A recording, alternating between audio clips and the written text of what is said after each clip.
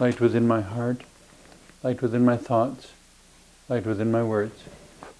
May one and all and everything, blessed and loved, ever be. Welcome. I am Sister Who. I've often spoken of being autistic and how one of the few things that seems to be fairly consistent across the spectrum of autism, because of every person with autism, every case is different. Everyone has a slightly unique experience of it. So there's very few things in common, but one of them seems to be having difficulty with duplicity, where things on the outside and things on the inside are completely different, or the words that are spoken mean something that is not obvious from the words themselves. One of the common examples in social settings of that is where it's considered diplomatic or more effective when someone says something upsetting or something upsetting happens, that instead of responding exactly in kind and mirroring the intensity of that moment, society wants us to censor it, control it, put a cork in the bottle, put a cap on it, put a lid on it, whatever metaphor you want to use, somehow restrict and curtail expression of the emotion or feeling or honest experience of that.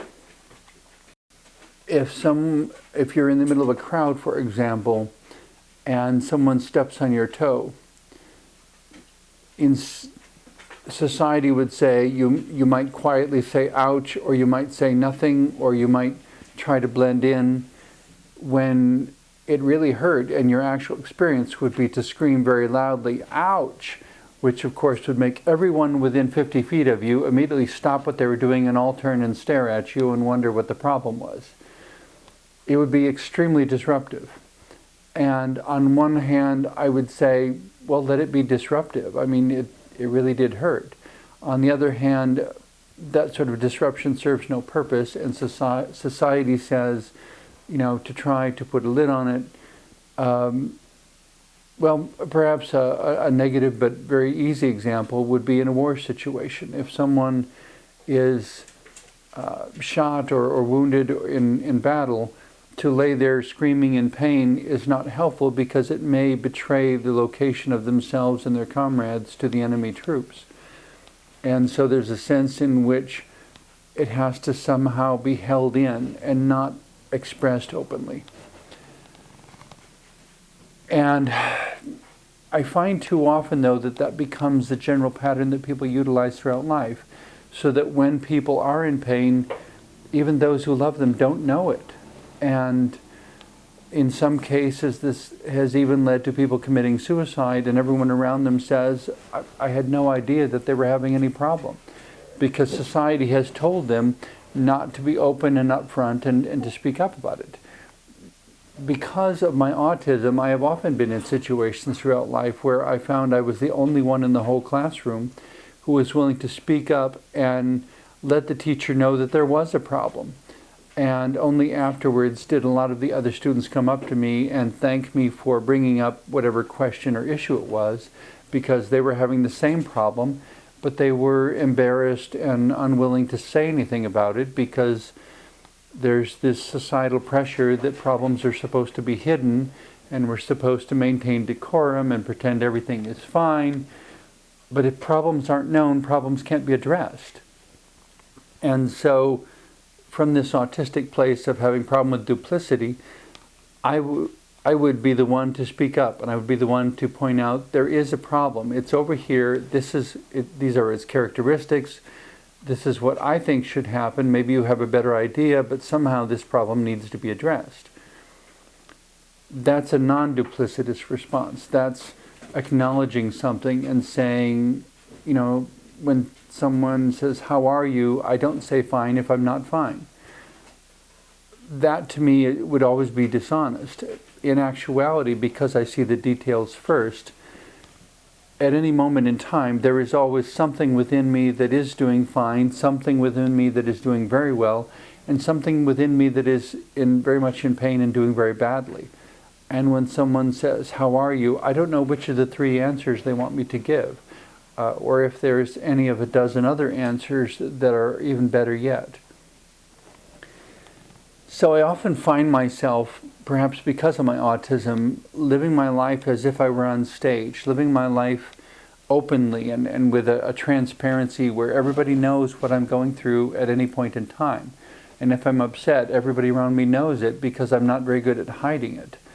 At one point in time, I was, during my master's program, I was in a class where the master's program was through a theological school facilitated by a Protestant denomination, and some comment was made that was somehow indicative of a Roman Catholic perspective on theology.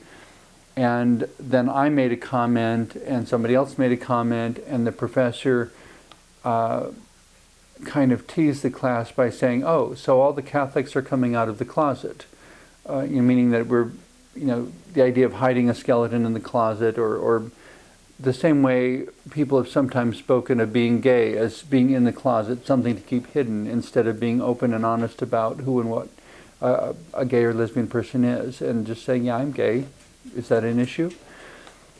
But when he said, "So now all the Catholics are coming out of the closet," without thinking, I just immediately responded, "Well, I'm not closeted about anything." And then everyone really laughed, because that was a much more bold response than what the professor was anticipating. And everyone who knew me knew that they could ask me anything, and I would give them an honest answer, which is why sometimes they would avoid asking me questions, because in another class, there was a professor who asked me at one point at the beginning of a course, "You've been in my course before, and this is a unique kind of format that I use. What's your experience of it?" And because the other people in the room didn't know, and I really didn't know what was being asked in that moment, I responded to her, "How honest of an answer do you want?" And again, everyone in the room laughed. And one gentleman who was sitting about 10 feet away from me, who really did know me and the way I answered questions, immediately responded, "Well, in your case, about 3 notches below that," because he knew that if she said, "Yes, I want a fully honest answer," I would give her a 5-minute evaluation in explicit detail of everything I experienced about that unique approach to the subject. Well, that's not what she wanted, and she kind of understood from my question, and she immediately changed the subject and went somewhere else with the conversation. Amusing, but basically illustrating the point that I'm aware of being out there, and I'm aware of volunteering too much information, and how sometimes that's held against me, but it doesn't need to be. It's something that in other situations others are finding helpful, because it allows the things they're thinking to be discussed without them having to put themselves out there in a way where they might be attacked. I mean, the corollary to that, which I suppose isn't terribly wonderful, is that I will wind up enduring a lot of the public scrutiny and being ostracized and being verbally attacked, so that people can get a sense for what the group thought on a matter is, without ever being in harm's way themselves. So it's kind of like I become the sacrificial lamb, I guess, the fall guy, whatever. I become the one who experiences the pain for the group, because I'm the one willing to speak up about it. And because I'm willing to share the details of my life openly and talk about virtually anything with anyone. Virtually. Not completely, but very close. That allows other people to learn by my example, not because I'm always the best example, but because I'm an example of something. I remember one time in junior high school where we were learning about the metric system of measuring, and I had drawn a cartoon And in a logical sort of way, as I was trying to break it down into smaller and smaller pieces, I just kept dividing everything in half, which to some extent is kind of what's been done with the English system. When you say, you know, here is an inch, here is half an inch, here is a quarter of an inch, here is an eighth of an inch, each time you're simply dividing it in half.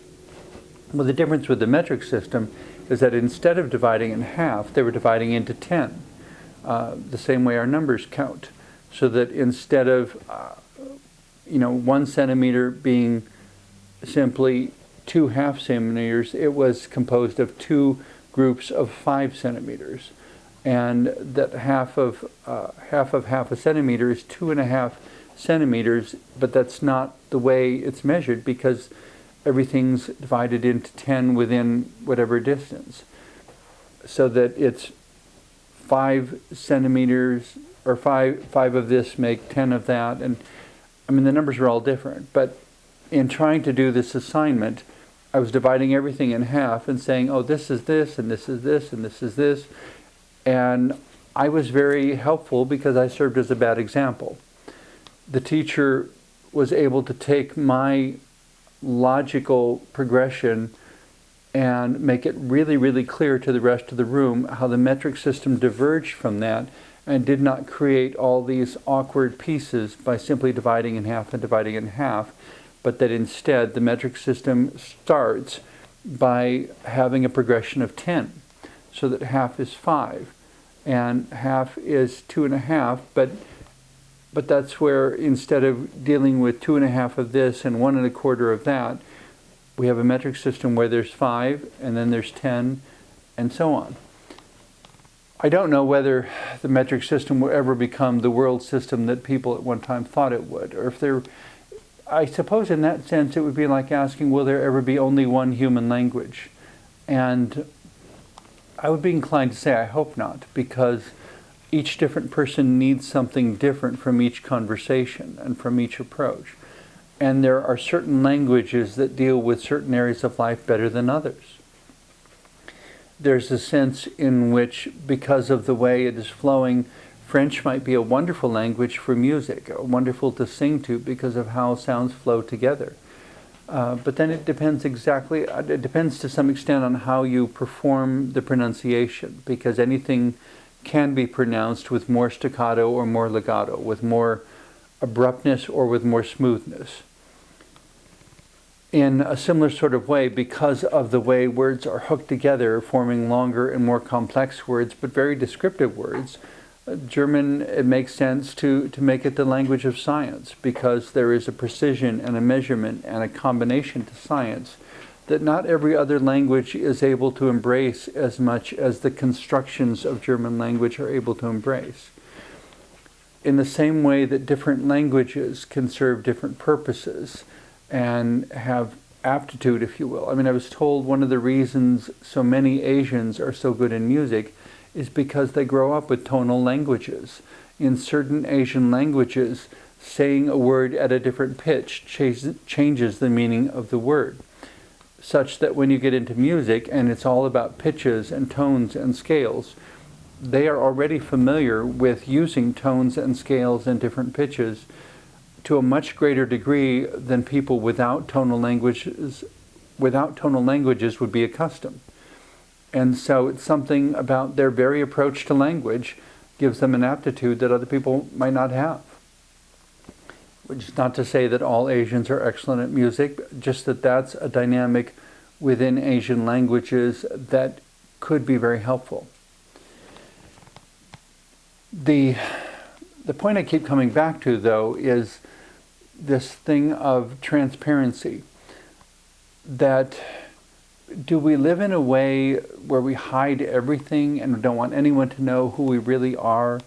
There was a strange little play I read once where a young man in the play threw out the speculation that he thought it would be easier to accomplish world peace, that the world would be a less threatening place if everyone wore long overcoats and sunglasses.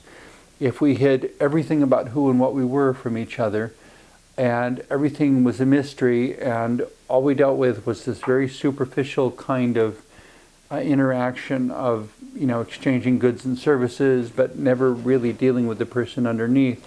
Because if you had to deal with the person underneath, there would be so many arguments and debates and competition and contrast and all these other problems that would come up.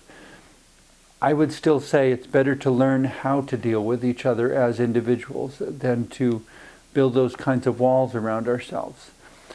The problem with having a wall around yourself, whether it's made of stone or whether it's made of cloth, is that when someone has a problem, nobody knows it and nobody can help. And there is something about helping each other that makes us better people.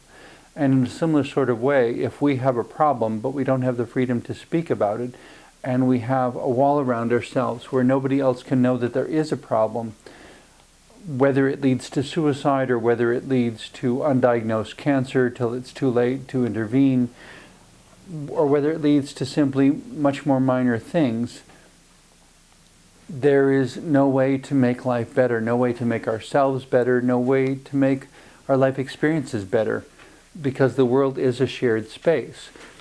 Because no one can live in complete isolation. Even if there were no other people around, you would still have to have a community of plants and animals in order to provide food, clothing, and shelter for oneself. There has to be a sense in which a sort of communication with the plants, that by certain expressions the plant gives indicate whether the plant is healthy or whether it is feeling distressed or whether it is going to produce a good crop this year or not. And those outcomes have to be monitored and managed and nurtured if there is going to be enough for even a single person to survive. In a similar sort of way, we have to pay attention to each other as individuals if those individuals that ultimately comprise the nation are to be healthy enough to comprise a healthy and strong nation. There is a certain strength in vulnerability, I would say. A certain strength in the sense that by being open and honest about who and what I'm going through, I don't have to put any energy into hiding. I don't have to put any energy or distraction into building walls between myself and other people. I can instead focus upon the living of life itself and getting the most out of every experience and not holding anything back. But the problem, of course, with that is that if I say something that is disturbing to someone else and they would rather everyone be a mystery to each other, they may attack me for what I said without realizing that they're actually empowered by having more information about me rather than less. That if they didn't know what I thought or how I would respond to a particular situation, they would not know in advance what to anticipate if they were involved in some situation where I was there and they were there and this situation happened. I mean, if I know them and they know me and we encounter this challenging situation, I could already make a reasonably accurate guess how they're going to respond, and they'll know how I would respond, and consequently the two of us can weave our different strategies together and deal with the situation as a team and come out further ahead than if both of us had to deal with it all on our own. It would be, well, one of the common metaphors I'm very fond of, I guess, is the Amish barn raising. And there was a wonderful example of that in the movie Witness, starring Harrison Ford. Essentially, he's participating in an Amish barn raising, and someone is handing a big heavy beam which goes up at the top of the structure. And there are Amish men all over the structure, pounding in wooden pegs at different places and doing whatever needs to be done. And as the beam is being handed up, each of them hands it to the next one and hands it to the next one. And you see the beam traveling all the way up the side of the barn. Harrison Ford, because his character is not familiar with Amish ways of responding to challenges, climbs from one spot to the next, attempting to guide this beam all the way up, instead of handing it off to the next person and operating according to a communal way of dealing with the challenge. He responds to it as more of an individual. And no one chides him for it, but clearly it's a less effective way of working on the structure, because he has to manage, or he is trying to manage, the beam moving past everyone all the way up the side of the structure at the same time as he has to move himself all the way up the structure. Thinking as a community, as they simply hand it off to the next one and the beam goes all the way to the top without anyone having to vary their position or climb the structure themselves, there's a certain efficiency to it that explains why the Amish can set up a barn in one day. You know, they arrive in the morning, they lay it all out, they know the system for how the pieces fit together, and they all show up and they all work, and in one day the entire structure goes up. I don't know anybody else who can build a barn that quickly. Perhaps because they're so approaching it as an individual, and first we do this and then we do this, and we follow each piece from start to finish, or we do all of this before we do the next thing, instead of delegating different tasks to different people and having it all going on at the same time. There are times when I think people reach for more superficiality, because having a deeper understanding of someone kind of sort of creates a responsibility. If someone is in need and they're standing next to me, if I want to be thought of as a generous person, I need to respond to their situation. I need to be willing to involve myself in giving what I can. I've met people over the years who want to be thought of as generous without ever giving anything. And the situation has the potential to identify one as a hypocrite, to identify all these claims of being generous as a lie, if given the opportunity I choose not to give. But having said that, there's also the other complexities of the situation, which may not be obvious in that moment. Other reasons why it looks like I have something to give but I choose not to, either because it's already being committed to another project and in a sense it isn't really even mine to give anymore, or maybe it was loaned and I can't give it away because I have to return it to the person I borrowed it from. I mean, there are other reasons also. The thing I guess I keep coming back to in the midst of all this is that I find over and over again I'm living my life out as if I'm on stage and everybody's watching. And I could be very wounded by that and try to hide, but I think in doing so, fear restricts and pulls in and draws back, and love expands and gives and creates a bigger space in which to live. If I pull back because being vulnerable hurts, then I will quickly find myself in a smaller and smaller space in which to live. Because I want the world to be a big space, I need to be willing to share it with other people, and consequently to let them know who I am and what I'm going through, what I dream of, what I wish for, and you know what bothers me. Because unless they know that it bothers me, they won't know whether or not to do it when I'm around, or how to vary it so that it won't bother me. And I would need to know the same thing about them. You know, how can I be supportive of you as a human being? And that becomes way more difficult if you don't tell me what you're going through. If you have a dream and you want your dream to become true, but you don't tell me, then I have no way of supporting that. I can pray for it, wish for it, think very highly of you, but I can't do anything to help your dream come true if you don't tell me what dream it is that you actually have. I guess for me what it comes down to is being willing to be more honest with each other, because there's a sense in which by not being honest and not letting people in, we wind up living a lie in front of them. And it's not always about the issue of being gay. It could be about 1,000 other things. but it is very much about the extent to which we choose to trust each other. On one hand, wanting to be wise and not dumping something on a friend that they simply can't handle because it's too intense, it's too much. But on the other hand, when someone does care, giving them the opportunity to know us for who we really are in our deepest and most secret place. So that, or well, not so that, but simply doing that, and likewise, each of us doing whatever we can to nurture learning and growth and life and all that is beautiful in each other, and making it safe for them to tell us what it is they need for us to understand. Thank you very much for tuning in today, and I hope that the words I've shared in the last half hour have been helpful to you. Blessings, love, and peace.